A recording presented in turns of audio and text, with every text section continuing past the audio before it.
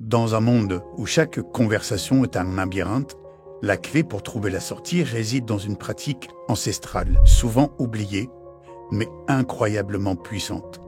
La questionologie. Imaginez un artisan façonnant avec soin chaque question comme un bijou, découvrant des vérités cachées et ouvrant des portes vers des connaissances insoupçonnées. C'est l'art de poser des bonnes questions. Un art qui transforme des vies, révolutionne des carrières et crée des véritables légendes. Aujourd'hui, nous explorons les profondeurs de la questionologie, un voyage à travers la puissance des mots et la magie des bons questionnements. Un voyage qui peut changer la façon dont vous voyez le monde et plus encore, la façon dont vous interagissez avec lui. Einstein a dit « Si j'avais 1 heure pour résoudre un problème dont ma vie dépend, je passerais les 55 premières minutes à trouver la bonne question et les 5 minutes restantes à y répondre. » Il avait compris le pouvoir absolu de la questionologie. Toi, qui m'écoutes, tu utilises qu'une infime partie de toutes les questions disponibles et existantes sur Terre. Et tout ce que tu désires, tout ce que tu n'as pas encore obtenu, se cache derrière les questions que tu n'as pas encore osé poser. Une première erreur courante que je vois trop souvent chez les vendeurs que j'accompagne tous les jours ou les personnes qui m'entourent, c'est le fait de vouloir faire passer de l'explicite en implicite. Par exemple, le terme « pourquoi » est sans doute le mot que tu utilises le plus dans tes questions aujourd'hui. Regarde le type de questions que tu poses toute la journée et tu te rendras compte que le pourquoi est présent quasiment dans chacune d'entre elles. Pourtant, pourquoi peut vouloir dire 2 choses. Pourquoi peut vouloir interroger, autrement dit, qu'est-ce qui fait que tu fais ça? Ou peut vouloir interroger la conséquence. Dans quel but tu le fais? Et tu es en train de te rendre compte qu'en fait, alors que tu ne le savais pas, tu utilises tous les jours un terme, le pourquoi, qui est absolument pas clair aux yeux de personne, ou aux oreilles plutôt. Encore une fois, quand tu dis pourquoi, la personne d'en face peut entendre et comprendre pour quelles raisons est-ce que je fais quelque chose, quelles sont les raisons qui motivent mon action, ou la personne peut comprendre dans quel objectif est-ce que je fais les choses, qu'est-ce que j'ai envie d'obtenir en faisant ça. Et tu te rends du coup compte que le fait de manquer de précision fait en sorte de perdre les personnes dans leurs réponses. Si toi, dans ta tête, tu te dis que tu as envie de comprendre les motivations d'une personne et que du coup, tu poses la question « Pourquoi est-ce que tu fais ça ?» Peut-être que la personne d'en face comprendra dans quel objectif. C'est l'erreur de vouloir faire passer de l'explicite en implicite. Quand tu poses une question, tu dois absolument faire l'effort, dans 100% des cas, de mettre un maximum d'explicite. Les règles doivent être claires et pour ça, on va voir quelques techniques ensemble. Une petite parenthèse pour les vendeurs. Vous savez à quel point quand vous vendez, le fait de trouver des douleurs ou des besoins, puis ensuite de montrer à la personne quelle serait la vie parfaite qu'elle aura en utilisant votre produit, est un point essentiel de votre processus de vente.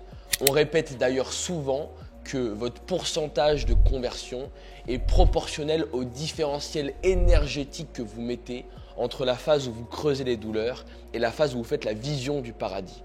Autrement dit, plus ce gouffre est élevé, plus vous avez de chances de conclure votre marché. Et en ça, vous voyez à quel point ce sujet du pourquoi fait beaucoup de sens. Je vois tous les jours beaucoup trop de vendeurs utiliser le pourquoi dans la phase des douleurs et le pourquoi dans la phase du paradis.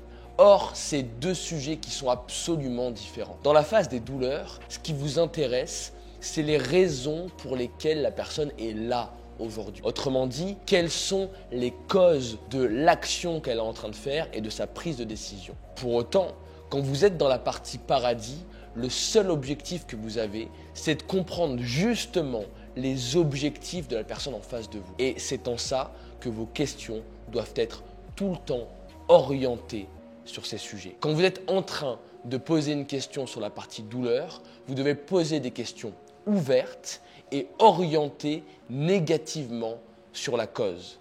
Je m'expliquerai par la suite.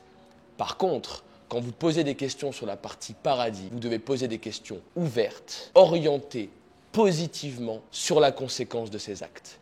Et c'est grâce à ce type de questions qu'on va voir par la suite que vous allez pouvoir créer le différentiel le plus abyssal et donc avoir les meilleurs résultats. Mais ressentez à quel point, dans ce que je vous partage, le fait de trouver la bonne question à poser au bon moment va tout changer dans vos vies. Rentrons à présent un petit peu dans le technique. J'en ai déjà parlé brièvement sur cette chaîne. J'ai envie de vous donner un peu plus de détails. Voici comment se compose une question. 3 parties extrêmement simples. Petit 1, l'objet de la discussion. Alors évidemment, il dépend du contexte et du sujet que vous êtes en train de traiter. Point numéro 2, la posture. La posture que vous mettez dans une question signifie la posture dans laquelle votre interlocuteur va devoir se placer pour répondre à votre question. Il peut se placer en tant qu'observateur, en tant qu'acteur, en tant qu'une personne qui voit de manière omnisciente la situation. Il existe plusieurs postures dans lesquelles vous pouvez placer votre interlocuteur pour y répondre à une question. Et enfin, le 3e sujet qui est sans doute le plus important, le geste mental. Le geste mental signifie globalement la partie du cerveau que votre interlocuteur va devoir stimuler, la population de neurones que votre interlocuteur va devoir stimuler pour répondre à une question. Si je demande à une personne de me résumer une situation ou de me raconter ce qui s'est passé hier, par définition, ce seront des populations de neurones différentes qui seront stimulées. Et ne me croyez pas sur parole, allez sur Google Scholar, il y a des centaines de recherches avec des encéphalogrammes qui nous montrent et qui nous prouvent ceci. Et vous vous rendez compte à quel point, du coup, le fait de savoir poser une question est un pouvoir magique. Parce qu'en fonction du type de question, du type de posture et du geste mental que vous associez dans une seule question, vous êtes en capacité d'activer différentes zones du cerveau, entre gros guillemets, de la personne qui vous écoute. C'est en ça que la questiologie relève un peu de la magie. Imaginez le champ des possibles. Parce que, encore une fois, tout de suite maintenant, tu n'utilises qu'une infime partie de toutes les questions imaginables. C'est la raison pour laquelle, si tu apprends petit à petit à en créer de plus en plus, tu auras accès à un pouvoir absolument formidable. Le point qui est sans doute le plus important pour moi au sujet de la questiologie, c'est l'intérêt stratégique. Ce qui est essentiel dans le fait de construire une question, c'est pas tellement le sujet sur lequel tu es en train de discuter, mais c'est de savoir quel est l'objectif de poser une question. On aime bien dire chez nous les vendeurs que soit tu as une question précise qui t'amène à un objectif précis que tu as envie d'atteindre, soit, pour la faire simple, tu fermes ta gueule. Et ce que je vous encourage vraiment à faire, parce que je sais à quel point, à l'heure actuelle, on pose souvent des questions juste pour poser des questions. Que tu sois en date avec quelqu'un ou que tu sois en train de discuter avec ta famille, souvent les gens posent des questions pour créer de la conversation. Là, le point que je suis en train de te partager aujourd'hui, c'est de poser des questions pour avoir du pouvoir et trouver les réponses que tu as envie de trouver. Et pour cela, tout le sujet, c'est de se demander pour quelles raisons est-ce que j'ai envie de poser une question. Tu es en train de discuter avec quelqu'un. Si ton objectif, c'est de comprendre ce qui s'est passé, il faut que tu poses une question qui va te permettre de comprendre ce qui s'est passé. Si ton objectif, c'est de prendre du plaisir en ayant quelqu'un qui te raconte une histoire, tu dois poser une question qui va te permettre d'atteindre cet objectif. Si ton objectif, c'est d'avoir tous les points ultra importants sans prendre trop de temps, tu dois poser une question qui t'y amène. Et tout le sujet de la questiologie, c'est de se demander qu'est-ce qui fait que je m'apprête à poser une question et en fonction de l'objectif qui en ressort, créer une question qui est 100% alignée avec l'objectif que tu dois atteindre. Évidemment, je ne vais pas prendre 1h30 pour te détailler toutes les possibilités des questions. Juste, je suis ici pour te pousser à faire cet effort de te dire qu'il existe plus, mieux et d'autres questions que tu vas pouvoir utiliser tous les jours. Je te renvoie vers un TED qui s'appelle « L'art de poser les questions ». L'art de la questiologie et qui a été fait par le fondateur lui-même de la questiologie. D'ailleurs, de mémoire, je crois qu'il est français, Cocorico. On le mettra juste en dessous en description pour que tu puisses aller le voir. La questiologie, c'est un sujet qui me passionne parce que nous, en ayant des centaines de vendeurs à accompagner tous les jours, c'est un sujet qui est au centre de toutes les conversations.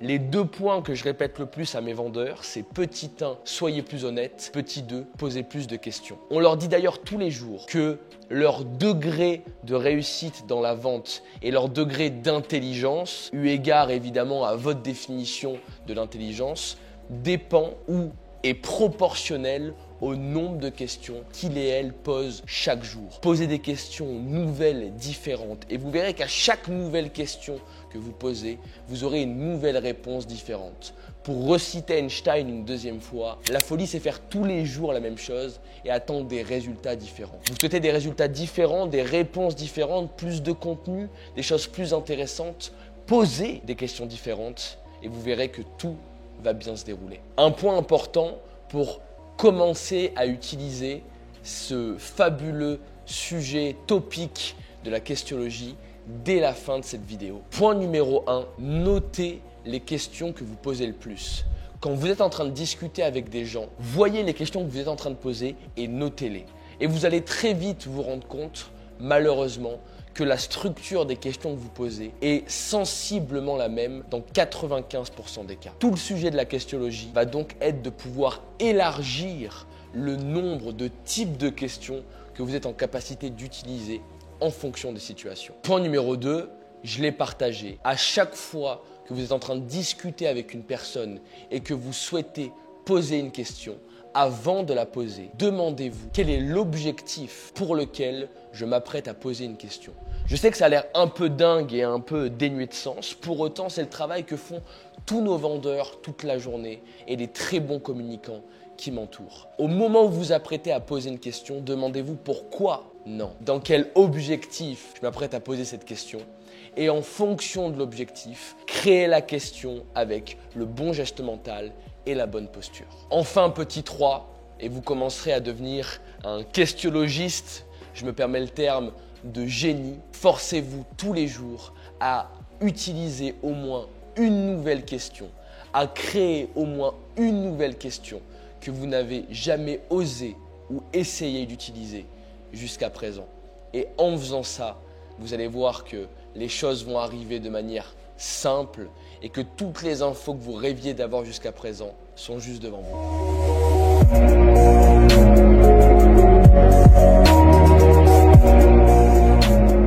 Alors que notre périple à travers les méandres de la questiologie touche à sa fin, nous comprenons que chaque question est un pas de plus vers la compréhension, un plan jeté vers des possibilités nouvelles et excitantes. Emportez avec vous les leçons de ce jour, les clés de cette science ancienne et toujours actuelle. Utilisez-les pour débloquer votre potentiel, pour éclairer les zones d'ombre de l'inconnu, pour tisser les fils de votre succès futur. Merci de nous avoir accompagnés. Merci d'avoir pris le temps d'écouter cette vidéo. N'hésitez pas à nous donner un retour dans l'espace commentaire, à nous dire ce que vous avez aimé et surtout, abonnez-vous et likez cette vidéo pour ne pas manquer les prochaines.